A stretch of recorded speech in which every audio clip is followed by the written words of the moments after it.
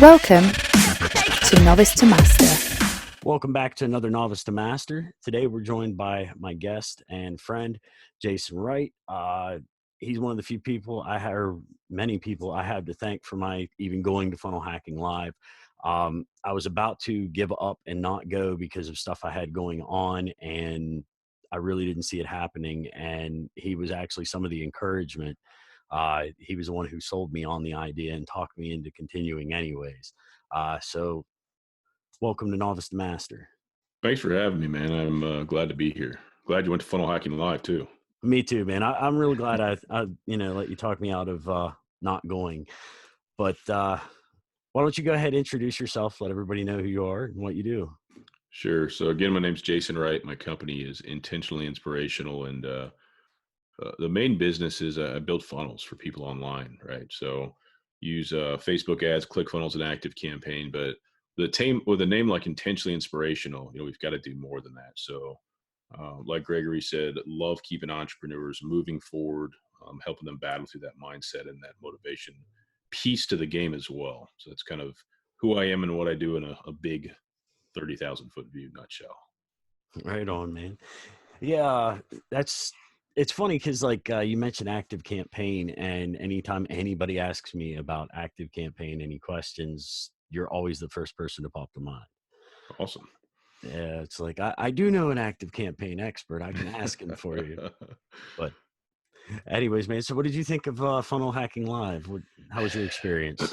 It was good. It was interesting because a year ago I was aware of it. I'd heard of it. I don't think I knew the price, but I knew that it was out of my budget. It was one of those years where I was like, I can't do anything extra. The travel, I can't do any of that.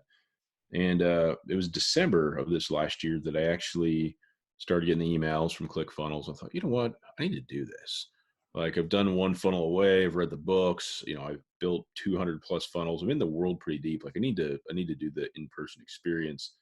And I told myself that if I can just meet some people, if I can pick up some nuggets from marketing strategy and that type of thing, and just see Russell and see his team in person, that'd be enough for me. Like, I was like, enough good things will come from it that I just need to do it.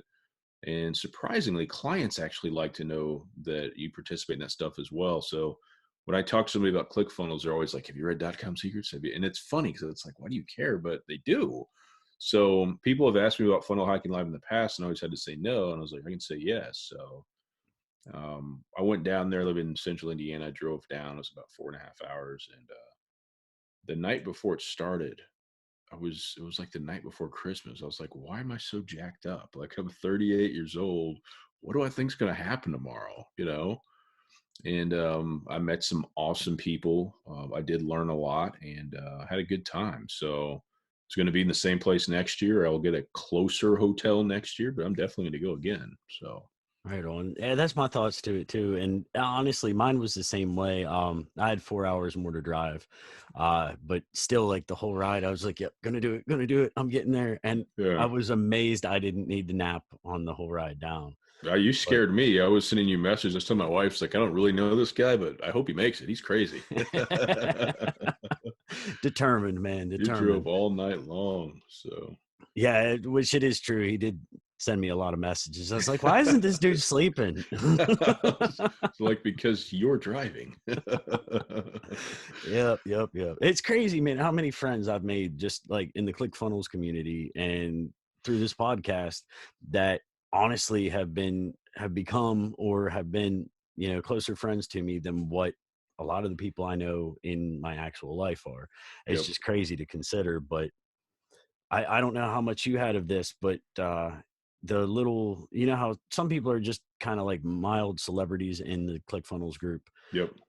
As many of them I saw, I didn't realize I was starting to become one of them. Like, there was a bunch of people that just like, oh man, how are you doing? And I'm like, who are you? I had the opposite experience. Nobody knew who I was, which is okay. But I saw you had pictures taken with everybody, all the big names. I was like, man, this guy got around.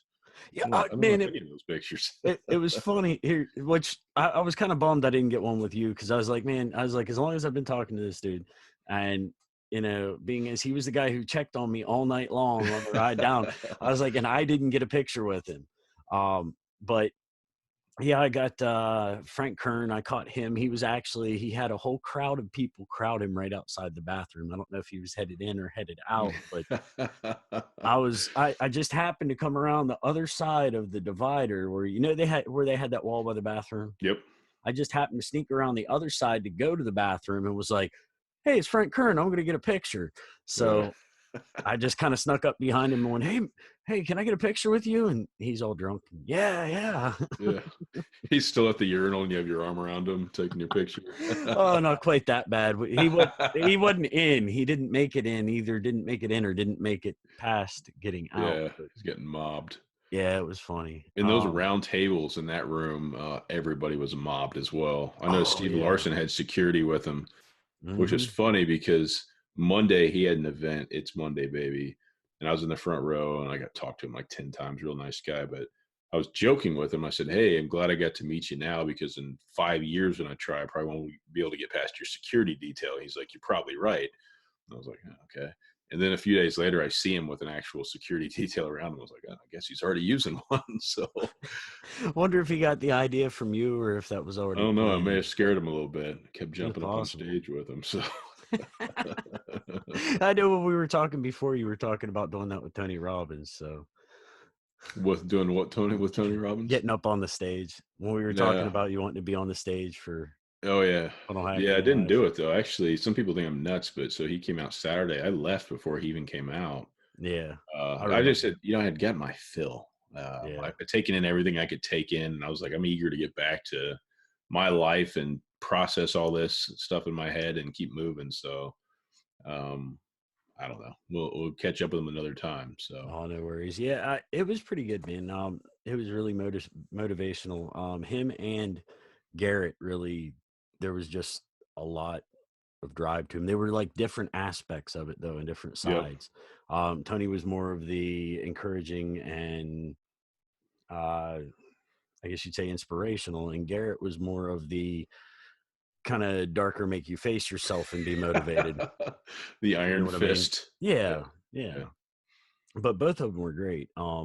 Before them, they had Heather Quinzel, and she was pretty good too. It was just crazy. Like honestly, thinking about some of the things I heard some of them share of their, their backstory. yep, Some of them went to places that normally, I guess you could almost say normal people wouldn't have gone to. yeah. But that's part of what I guess what really makes them the people they are, and they have the raving fans that they do. Yeah, they humanize the journey and kind of let you know that, hey, I'm no different than you. I may be further down the path, but we're not different, you know?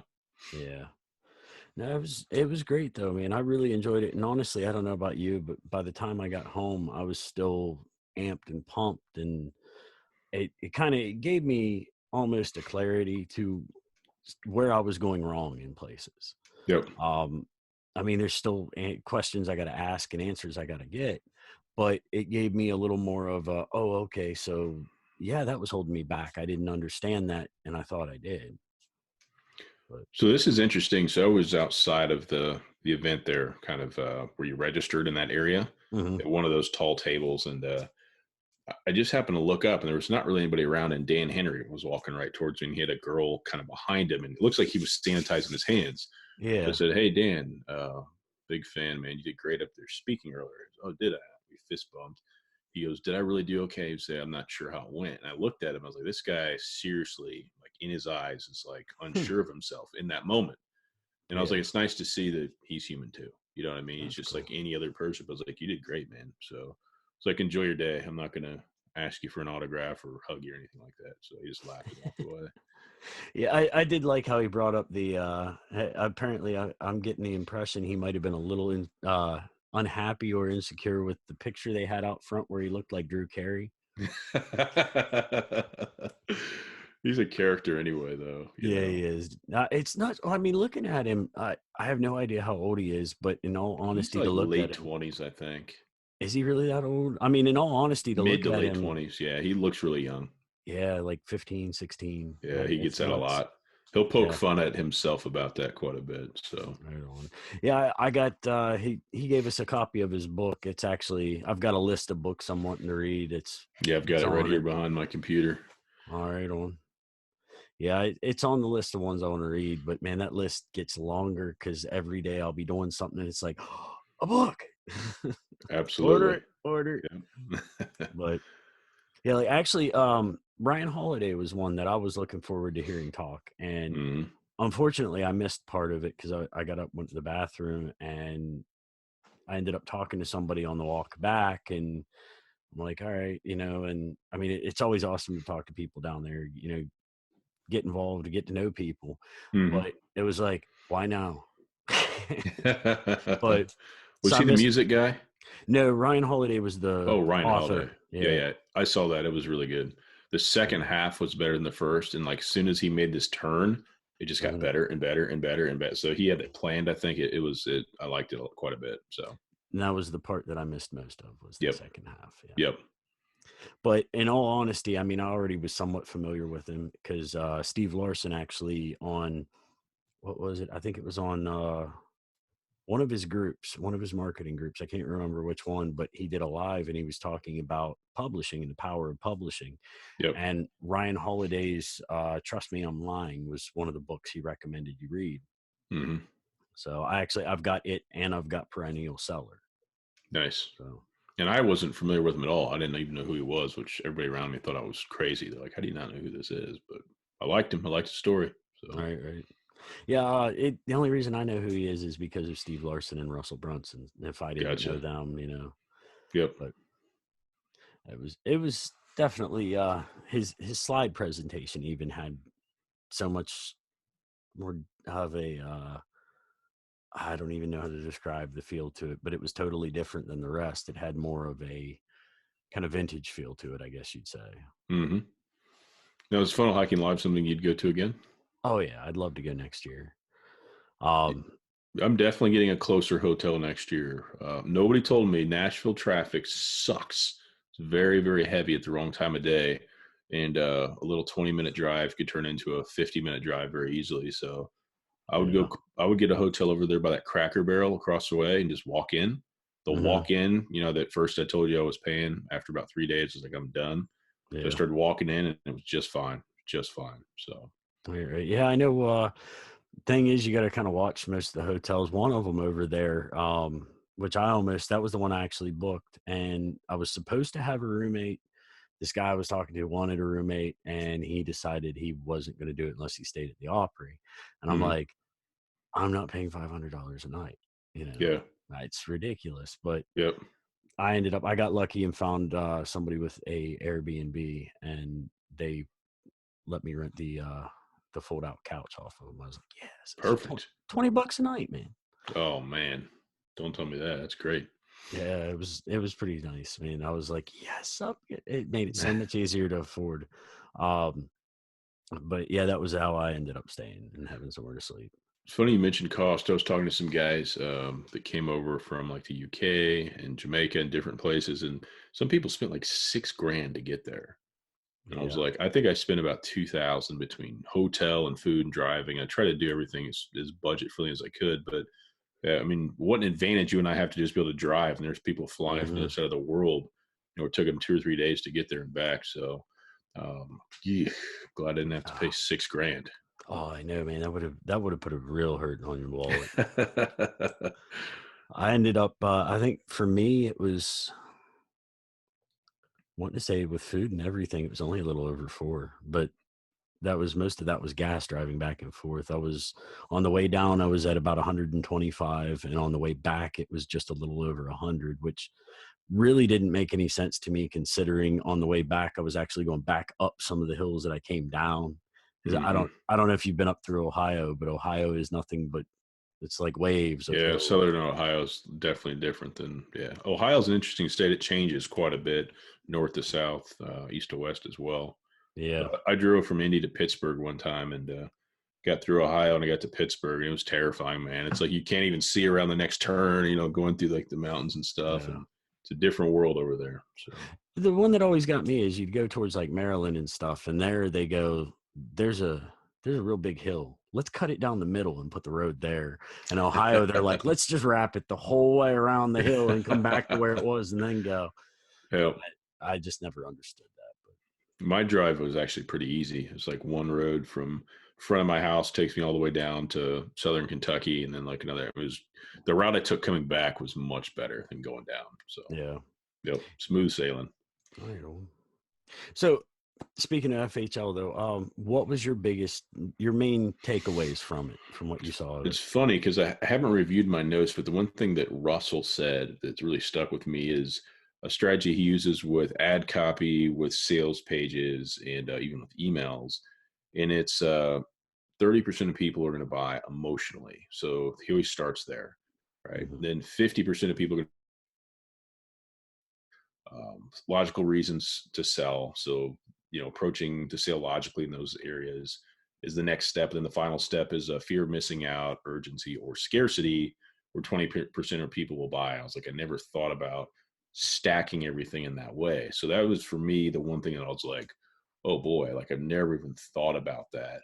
So what he said he did with emails is like 3 emotional, 3 logical, then 3 fear of missing out or scarcity or urgency. And I was like, that's really, really interesting. So that's kind of been my thing that I've been unpacking the most and implementing right away with clients.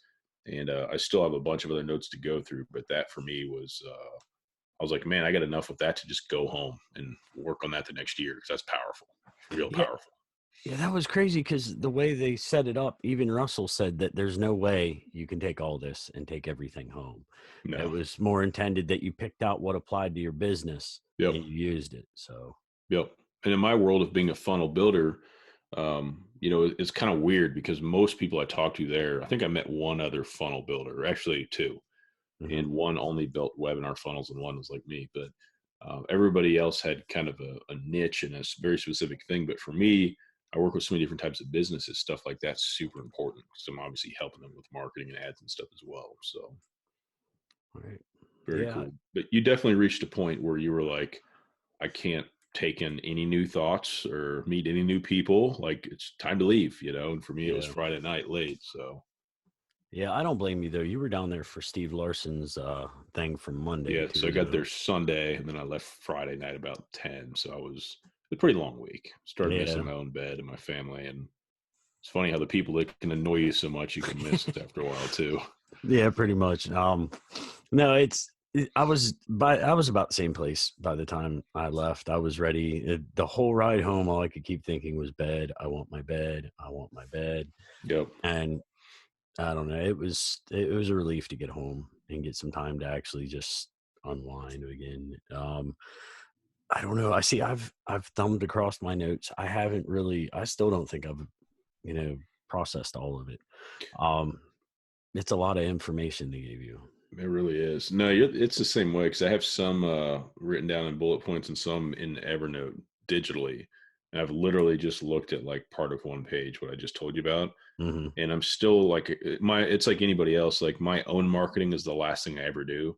I almost never have time to mess with it because it's just run out of time. So Hmm. it's like, man, I've got these great ideas for myself, but it's going to take a while before I implement them because I just don't have time for it. But um, yeah, it's going to take, maybe it'll take a whole nother year to get through it all. I guess time will tell. Yeah. Well, you got to focus on what brings in the money for right now versus Absolutely. later. But I understand that completely. It was weird because on the ride home, um, and this was actually probably one of my biggest takeaways was the fact that, how it's always, you hear Russell say it, you hear Steve say it, and odds are we've all said it too, but about the fact that when you think of what you want to do, you need to think of it in who am I going to serve? Yep. What am I going to do for them? And how am I going to get them there? And considering it was, I don't know, it was something I kind of knew I had to consider. But then again, it's just like when you get a group of guys around versus when it's a mixed group, they're all going to talk differently when the female group's there, or in the same case with marketers, we're going to talk differently, and it becomes a focus on a little bit of the money Yep. more so than just the service. But it really dawned on me, after this, as to how much it really did matter that what I was doing, I wanted to help people. Hmm. like that group, and not just help people in general. Because obviously we both build funnels, we both, can do copywriting, and that's one way we help people. But this, we're talking about, it's kind of a little bit of a different level. Hmm. um but I came up with the idea of what I could do using what I know to help other people, and like really get into helping them out and improve their businesses. Yep. So that's actually a project I'm going to take on here soon. I found somebody who's partnering with me on creating it, and it's basically, I just told him about it, and he was like, oh, he goes, you tell me what you need me to do, what I can do to add value, and we're going to make it happen. So we came up with the idea, and he doesn't even want credit for it. He just wants to help me because I help him. And Those are good friends to have right there. yeah, it's pretty cool. Um, but yeah, that was one of my biggest takeaways. The other one was just kind of realizing that while I knew it, I had to get over parts of myself that were blocking me, which you and Hmm. I have talked about that before, about, everything being up here. Um, it really kind of put it into a deeper perspective between you heard Tom Bill, you talk about it, about having to hit that wall that makes you, or that event that makes you realize that, okay, I'm not, what I built myself to be, or not what I want myself to be. Yep. And then Garrett went on to, how, you have to kill the person you are now to get to be the person you want to go on to be. And Tony just taught you how to change it to being the person you want to be when you need to be them. So Yep. that was probably my two biggest takeaways that apply to my business. Yep. And something you touched on a few minutes ago, you said you really were going to focus on helping people grow their businesses and improve their businesses. Zig Ziglar said it best. If you get enough people what you want, you'll get what you want.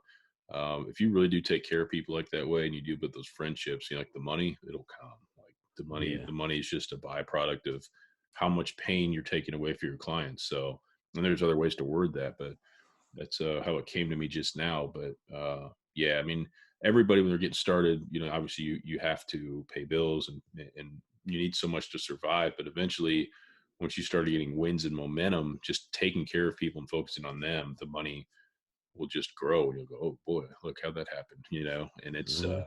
it doesn't matter as much at a certain point, I think. So all good stuff, man. Yeah. It's weird too, thinking back, because you probably read Rich Dad Poor Dad too, didn't you? Yep. Yep. That, Got it behind me somewhere. yeah, me too. It's back there. That was just realizing that kind of brought into a perspective the part where he was taught by Rich Dad that, when you work, you don't do it for money. That's how you create riches. Yep. And it was something that never made sense to him. And when I read the book, it hadn't fully come to making sense to me yet either. But Hmm. that was really, that kind of hammered it home. Absolutely. But out of everybody that was there, man, what was your favorite speaker you got to see?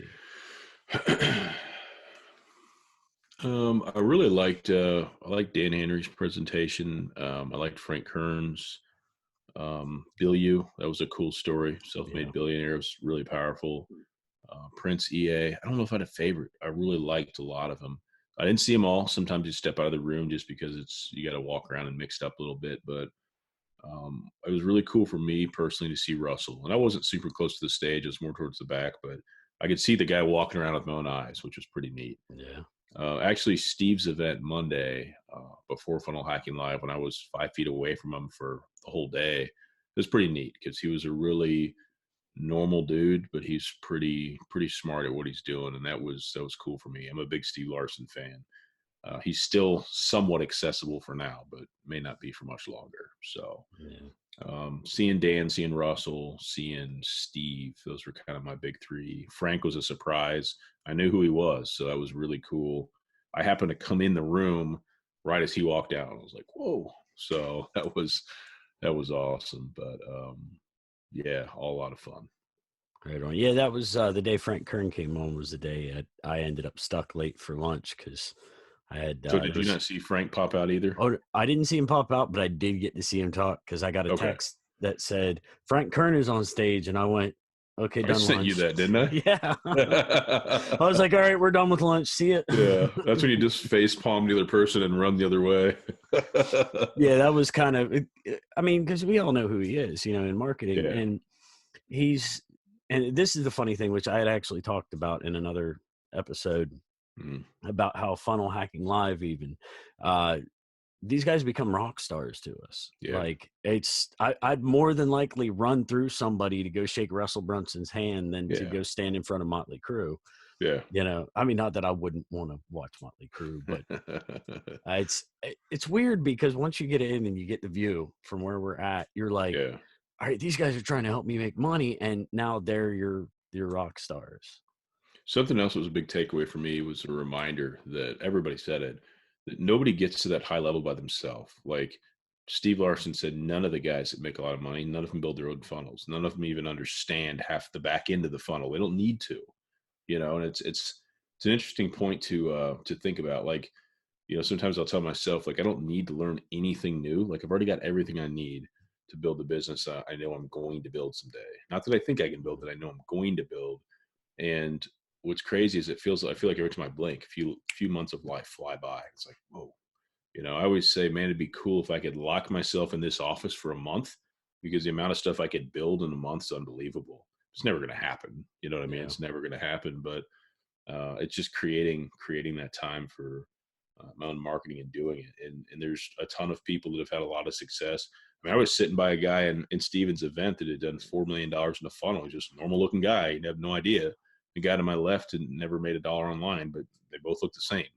Yeah. That's, I think, the cool thing about that community. It's not, maybe there is some arrogance in the community, but you don't really see it. I didn't notice anybody acting any different than anybody else. People were approachable, and people were very human about it all. So, Yeah. yep. That is one of the coolest things though. And honestly, I do, from being in it and, and from being around it, like with Funnel Hacking Live, agree with the fact that that is probably one of the greatest online communities Oh yeah, ever. it's very unique too. Yeah. Yeah. Well, it's crazy because the funny thing is how active and how great that community is actually saves Russell Brunson more money in a year. Oh yeah. He doesn't even have to have a full support team. It's, Yep. Yep. I don't know. It was interesting. I was in my affiliate dashboard before we jumped on here today, and there was a person in there that I knew about, and there's somebody else I didn't know. And I was like, very cool. I'm like, wonder who that person is that's trialing through my link. And I'm like, I wonder if they actually know who I am, or if they found. And I started like thinking about all the places they could have found it. I was like, because I have like a really great offer, but I was like, they didn't email me, so obviously they don't know about the offer. So where'd they come from? And I just started thinking about what you said. I was like, there's so many people that love this platform and community that it would just be interesting to see ClickFunnels numbers, like how much it grows, every week or every month without them having to do anything, Yeah. So it's interesting because when I talk to anybody in my real life about what I do, they instantly glaze over and they're like, I don't know what that means. I'm like, okay, I help people grow their business online with marketing. They're like, okay. And it just stops there because they can't handle any more new information that means nothing to them. You know what I mean? Yeah. So Yeah, it is. I've noticed it too, because I actually gave up talking to people anymore in real life because yeah, I actually had a conversation with some guys I worked with about, it's like, well, no, I'm going to start making money online. I haven't picked yeah, exactly how. I'm going to. yeah, You're never going to get rich. When did I say anything about getting rich? yeah. All I want to do is replace this income and not have to work with you guys anymore. You know what's interesting about what you just said? For somebody to vocalize that to you gives you a very clear insight to their own mindset towards themselves. Mm-hmm. For me to tell somebody else what they're not going to do is me trying to feel better about the same lies I'm telling myself. It's really powerful because anybody watching or listening to this needs to pay attention. There's nobody else that gets to determine our success but us. And obviously, when you're driving the ship, and you can even work for somebody and do this part time, but there's no rules. Like, if you don't want to work with a certain type of client, stop. If you don't like what somebody's proposing, say no. I had a guy the other day, Friday, said, "Hey, I really need to talk to you Monday, and we need to talk at 8 o'clock in the morning." I said, "Oh, sorry, I don't take calls Mondays." There's a reason for it, but it's not, I don't need to explain it. Yeah. Here's my availability.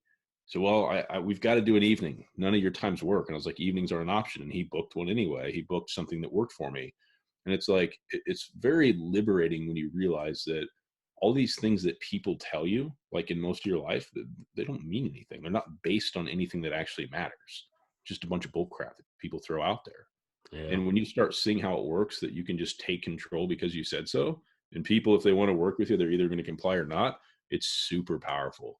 Like it may have been you, but I told somebody not too long ago, if you just start using your calendar online and make people book time with your calendar and just say, that's my availability period, it'll change your whole life because people will start valuing you more because you're not available at all times.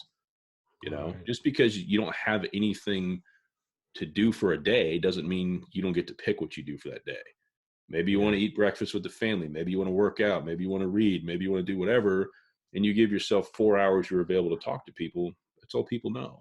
It's super powerful. But the first year I was doing this full time, people would say stuff like that to me. You'll never get rich or you're going to fail.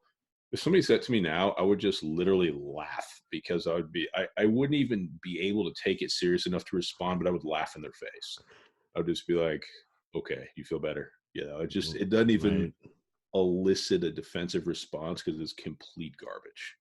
Yeah, it's a lot of people. I don't know what it is, but for some reason, when you mention making money in internet, they just automatically associate. You think they're going Scam. to get, It's a scam. exactly. What was it? I saw a scam written down as a acronym, something about I don't know. I think it was in ClickFunnels group. I can't remember the exact. I mean, something about changing your attitude towards money. Yeah, I can't remember what I the S can't was think of for. it. You Somebody know what I'm asked talking me about, not too though. long ago if I was involved in a Ponzi scheme. I was like, yeah, you know me, dishonest. I'm a liar. I want to go to prison. Oh Got man. me all figured out. And I was like, Yeah, that yeah. question doesn't even make sense. So No, it's just people get their own. I don't even know where they come up with this stuff. I mean, I understand. Yes, there are a lot of scams online. yeah, There's not. It's the internet. Basically, what you're doing is cramming the whole world into a little 13 to 16-inch screen. So yeah, there's going to be a lot of scams out there. yeah, It's not like when you look at this, you've only got your local area where there might be two scams for the whole, say, 20,000 people.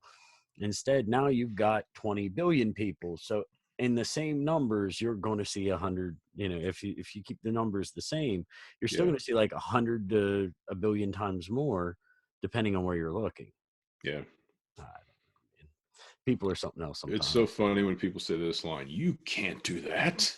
It also makes me laugh because it's like you have no impact on what I do or don't do. So the fact you Yeah. say that you believe it's hilarious. So, Have you ever thought about just starting to people you just introduce yourself to, not telling them you already do it, and just to see what the reaction is? Be like, oh, I yeah, mess with people all the time. I'll do you. Oh yeah, it's my personality. I like to mess. I like to see what people say and what they do. So Right on. yeah, Yeah, I was just wondering because I mean, it was like, man, I wonder how many times you're gonna, you hear, oh, you can't do that. That's not possible. There's no way. yep. Thing I I, always think about is a man walked on the moon. Like this is yeah. possible. Oh yeah. Well, the weird thing is, I was talking to a copywriter on an episode from last season, and we were talking about the idea of working online, Yeah, and he was like, the thing is, he said, when people look at the job market, you look at a regular life job market and that's all they see, but they don't seem to realize that the job market on the internet is so wide and vast because you're connected with every business in the world. yeah. And he was saying, what was it? He said there were so many million episodes made or businesses opened every year. Hmm. He's like, and there's only, he said, for example, let's say there's 10,000 to 12,000 copywriters. He said, how many clients do you think those 12,000 have to take in order to fill the whole thing? He said, it's not possible. Yeah. He said, so Yep. it's There's. never going to be Oh, saturated. yep. I agree. What's interesting is I had this profound thought one time, and everybody's got to identify with this, but you either have to decide, do you want to help somebody build their business and get rich, or do you want to build your own business and get rich? Like it's a Yeah. very simple question. And there's not a wrong answer because it takes all types to make the world run. Not everybody can be successful entrepreneurs or business owners because who would help them grow it and run it? You know what I mean? You've got Yeah. to have all types, but I remember when I was 14, I was cutting grass to make more money to buy fishing lures. And I would see these guys with their own businesses. And then as I got older, my parents said there's one path. It's education, it's education, it's education. And I'd always like drive to the corporate office and I'd be looking at people doing their own business. And I was like, but these guys, what path did they take? And it was interesting because I was told a lie. Yeah. I was told the real truth is, and what I teach my kids is there's two options. You can pick either, do what you want to do, but I'm not going to lie to you and tell you there's one. So Yeah. Well, a lot of it, though, you got to think. I mean, your parents really, their time and their generation and the generation before them were extremely closed-minded and still are for the most part. yeah, So anything that challenges the what they believe, what they were raised on, which was, you go to college, you get an education, you're doing fine. yep, But the weird reality that nobody, even the younger generation, younger than us, they don't really take on and consider is the fact that when you go to college, and all you're doing is creating debt. You're not creating a job. You're not yeah, creating anything. You're just creating a debt. And yep, then when you come out, if you get a job in that field, you've still got that debt. yep. And Yeah, not a big fan. no, Yeah, I got 2 degrees, and I thought when I got my master's, it would change my world. I'd have all this opportunity because that's what I was always taught. And it helped me get one job. And a lot of other people told me we didn't hire you because you had the master's because we assumed you wanted too much money or all these other crazy things. And I'm like, just done nothing but hurt me. And now I have the debt. no, Like it makes no sense. So hindsight's always 2020. I don't ever want to redo anything. Everything happened for a reason. If anything were different, I wouldn't be the animal that I am today. So you just right. learn from it and adjust your expectations moving forward. So when everybody's experience isn't the same, but that's mine. So Yeah, see, it was weird because when I was younger, I've always had kind of make my own money and do my own business, my own terms kind of thing. yep. Do you remember when, probably around elementary school age for both of us, I'd say, maybe a little bit later, almost middle school. Do you remember, what did they call it? It was Olympia something, Olympia catalogs. They used to send them to you. You'd get them out of comic books, and it was a company that basically sold like fundraiser crap, like what you get from Yep. school, Yep. and you got cash for it. I was doing that from when I was like 12 years old or Hmm. 11 years old. I went door to door doing that. And that was because it was like, oh, I can make money doing this. So, mowing lawns, doing that. I always found a way to make my own money. And the funny thing was when I got to the age where it's like, you need to pick what you want to do and go to college. Like, why? They're like, well, you got to. That's how you get a good job. I was like, well, here's the thing. I'm running a kitchen at Red Lobster right now. I was like, Hmm. I run the line. 3 of my guys all graduated with culinary arts degrees. I make more money. Hmm. Why do I want to go to college? And that was Doesn't one make of, sense. Yeah. exactly. That was when the first idea of I don't need to go to college, I can do just as well without it, came into play. I Yep. never understood to what extent though, because a lot of these opportunities weren't fully available yet. Hmm. But I always knew that I didn't exactly need it. Absolutely. Yeah. My first cash cow was mowing grass. So I did it at 14 for a while. Then after I graduated high school, I did it from there to college for about 7 years. And got to a point where I was either like, I need to build a second crew or I need to close everything down and finish school. Like I can't do both. Yeah. And my girlfriend, who's now my wife, we've been together about 18 years this fall, is running around here somewhere. Hopefully she didn't pop in like my daughter did earlier. But um, I remember her and her parents and my parents all said the only smart option is school. So I remember Mm, sending out the letters. It almost made me puke. Like, hey, it's been a fun run, but business is getting shut down immediately to all my customers. And I always think back and wonder, what if I would have kept that business? Can't imagine how many millions a year I do in revenue with that business by now. yeah. But it was seasonal. Drought could screw up your whole year. There was a lot of competition in lawn care in the Midwest. And what I do now is not seasonal. It doesn't ever slow down. I'm in a Mm, better business now, but I got that real taste early, and I did corporate for 7 years. And I said, you know what? I'd rather be dead than keep doing this. And not to be dramatic, but I was like, I feel like a caged animal. Like I don't want to do this. And jumped and failed and went back and jumped again and figured it out. So um, yeah, it's really interesting when you kind of look back and reflect on it. But yeah, that making your own dollar for yourself. What's neat, my son, who's in the room behind me, he's 13. He designs logos for people. He finds people on Reddit and Instagram. And a couple of weeks ago, he made like $100 in 2 days online. I was Nice. like, how you find these people? And he told me, and he's pretty good at it. And I was like, how you getting paid? He's like, I'm making them pay me up front through PayPal. I was like, wonder where you learned that, you know? But it's neat because when I was 13 and when you were 13, that option didn't exist. There was no No. Reddit. There was no Instagram. There was no logo design online. None of that would have made any sense to anybody. They'd been like, what? So it's just an interesting world we live in today. There's so much opportunity. It's Hmm. insane. So It is. Um, yeah, it's just ridiculous. Like I'm actually trying to get my son. He's 15. I tried to get mm, him into the idea. It's like, why don't you learn to build funnels or something? I can teach you that. You can start to play with it. You can make some money with it. yep, He's not really big on the idea. It doesn't seem fun to him. I was yep, like, well, here's what I'm trying to get across to you. I was like, you're going to go to work somewhere. It doesn't matter. You're going to go to McDonald's. You're going to go to like someplace like Red Lobster, like I used to work. You might go to retail. I was like, but it's only going to be cool for a couple weeks.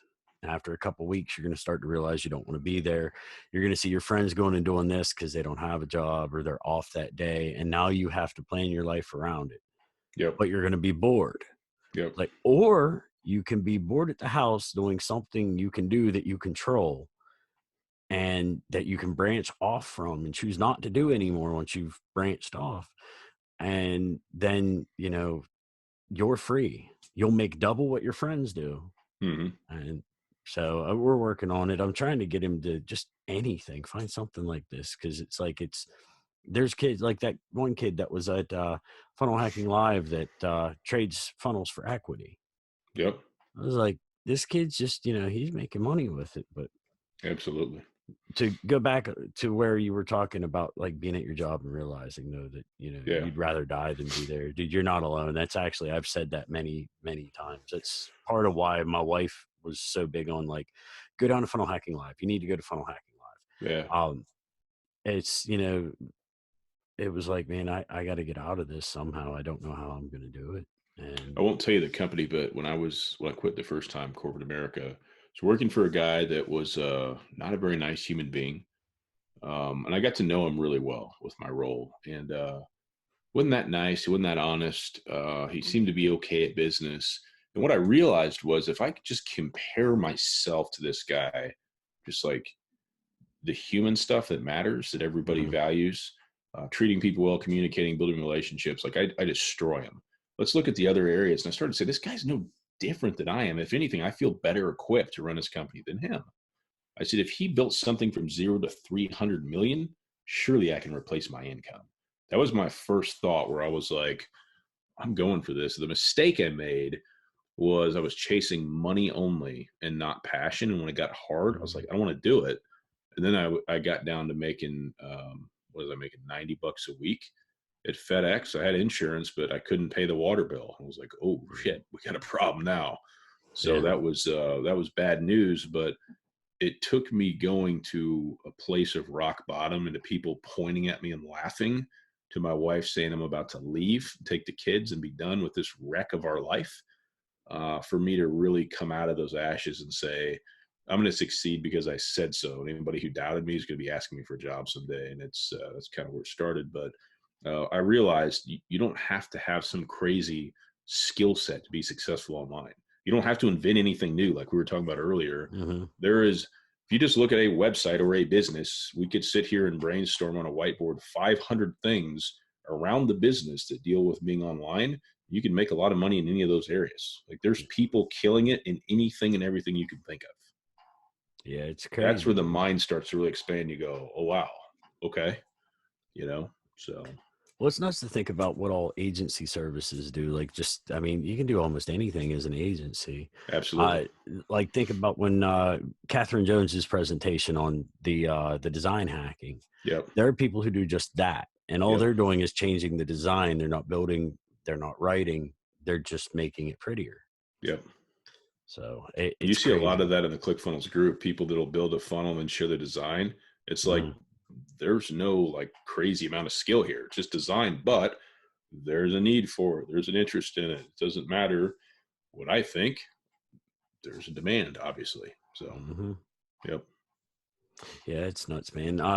That's why, like, honestly, like I said, or I was telling you earlier, basically my whole problem was getting stuck on my own thought process, and it was Yep. all in my head. And I don't know. I knew that was part of the reason why I really wanted to go to Funnel Hacking Live, was to be around people who weren't telling me the negative. I don't need, don't do, you're not going to do this. It's not going to succeed. It's dumb. You're going to be doing this forever. I didn't want to, but Yep. you know, The only person that's ever going to stop you is yourself, honestly. I would love to it's see true. somebody try to stop me doing what I want to do. Ask my Yeah. wife how determined and stubborn I am. I mean, it's just not going to happen. Right on. If I'm locked up in prison and I can't leave my cell for 20 years, it might be kind of hard to build a business. But if I have access to something with Wi-Fi, I'm going to make money. I'm going to Yeah. do it legally and do it in a good way. So the notion of people stopping me at this point is absolutely laughable. Like, it never enters my mind at this point. But for a long time it did. You go through the same thing that every human goes through, the doubts, all the crap you've always heard, which is based on nothing. People just pass down the negativity. So what's weird about like Facebook, for example, is if you post stuff, anybody listening or watching, try this. If you post something negative, oh, I lost my job today, watch how much interaction that post gets versus I got a new job today. It's Yeah. sad that people love drama and negativity. They love it. I used to have people that would call me every day. How's it going? How's that business going? You make any money? And I'm still doing it 2 years later. So they assume it's going well enough that I'm still doing it. And I don't hear from those people at all anymore, which is funny. I try to reach out to them and they're unavailable. How funny how that Mhm. works out, So Yeah, it's weird. I've actually heard somebody else mention that before too, because of the fact that it's like people thrive off of your own misery. Like yep. your misery makes it's almost like they check into it to make themselves feel better about That's where they're exactly at. what it is. Why do you think shows like Jerry Springer do so well? Yeah. It's entertaining, but it makes people feel better about their own drama. And here's another Hmm. tip. Everybody's family's messed up. Everybody's life's Yeah, messed up. Looks can be very deceiving. So exactly. It's funny. Like, I mean, if and the further out family tree you look, there's even worse. Everybody's got that crazy uncle or oh yeah, a man. couple of them. Yeah. Oh man, yeah, I can relate. But anyways, man, we've been on here for a little bit, and I'm sure you got some other things you got to do yet. So why don't you go ahead, let everybody know where they can find you and connect with you? Yep. To see everything that we're doing, you can go to intentionallyinspirational.com. Or if you're on Facebook, we've got a group called Funnel Building for Profit. And as Gregory can tell you, we're posting there and going live all the time and keeping the conversation going. So that's where you can find me. Awesome, man. And hey, I want to thank you for making time and coming on here. It was awesome that you managed to make it on, especially I know your daughter had a game this morning or earlier today rather. So Yeah, no problem at all. Thank you for having me. It was fun, man. yeah, it's been a good time, man. I always enjoy talking to you. Yep. Thank you.